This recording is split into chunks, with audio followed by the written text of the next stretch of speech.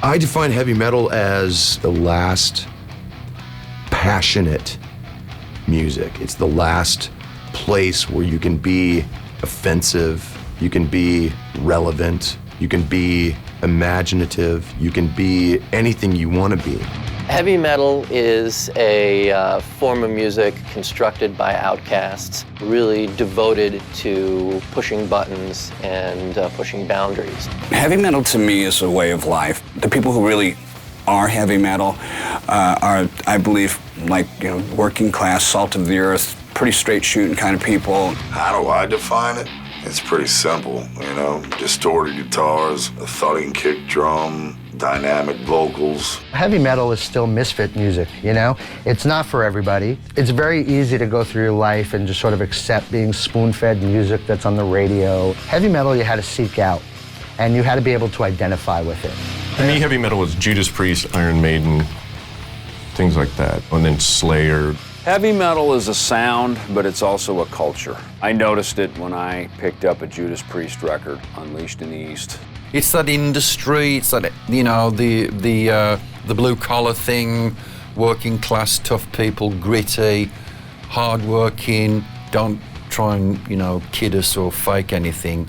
We want the genuine article. They were never trendy to begin with, it's never, it was never a disposable pop sort of like thing. It was heavy and meaningful. Heavy metal is a lifestyle, a style of music in which the loyalty of the fans cannot be outdone. They live for the bands. Is the only type of that unity that exists in music. Country fans can be loyal, Gaga fans can be loyal, but no fans possess the unity and togetherness and the feeling of being a part of something like heavy metal fans do.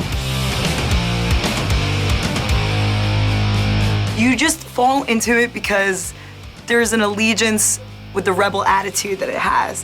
When you're just like, F the world, nobody understands me, life is so hard. There's this music that you're just passionate with, you can align yourself with because it's heavy, it's nasty. And it's always interesting to me to meet people in different positions, doctors, lawyers, people you would think that wouldn't necessarily still care about metal, still passionate about it into their 40s, into their 50s, into their 60s, 70s even. If you get into the psychology of music, it's a very deep, primordial, instinctive thing that we've had since humans walked the earth. Some guy in a cave playing on a bone thing and they go, turn it off, mate, that sucks.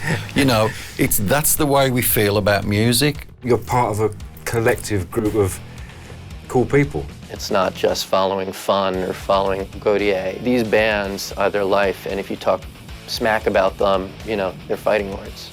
It becomes a labor of love for you to really defend and stick with that band because you really just have that love for them over the years. And I think that that's kind of one of the beautiful things about being a metal fan, that there's so many bands that you can really develop and grow with.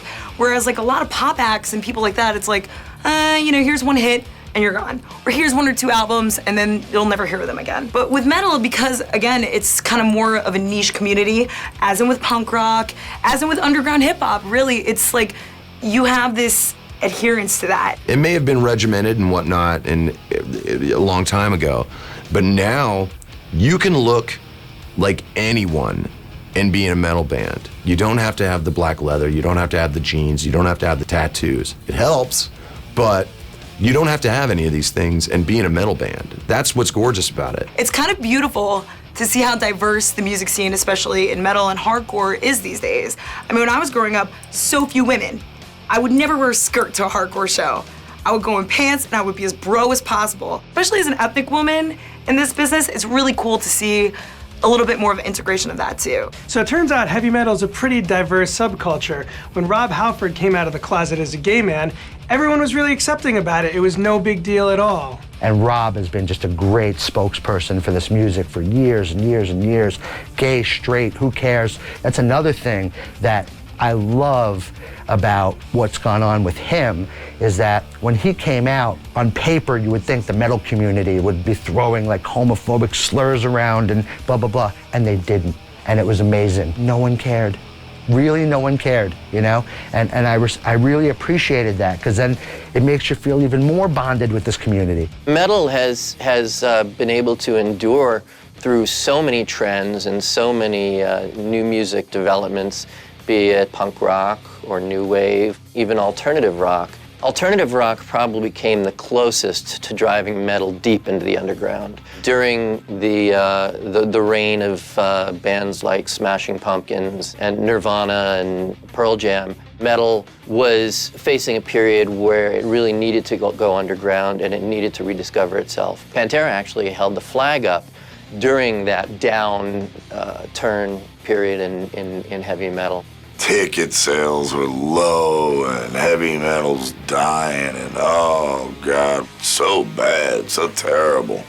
Yet we show up to the arena, and of course, it sells out. We sold out the place without selling out.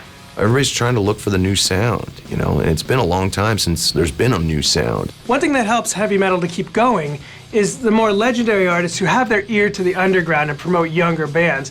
And Phil Anselmo is a guy who totally exemplifies that. I'm going to push underground bands.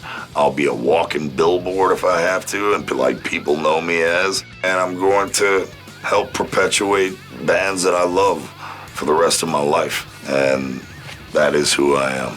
I think metal's never gonna go away. I mean, why would it go away? It's such a powerful musical form. I went to see Black Sabbath the other night. It just has become a part of our culture, and like seeing children at the Black Sabbath show blew me away. Just seeing how families embrace the entire band as a unit and probably sit home listening to like Snowblind, that shows how culturally relevant metal is to everyone.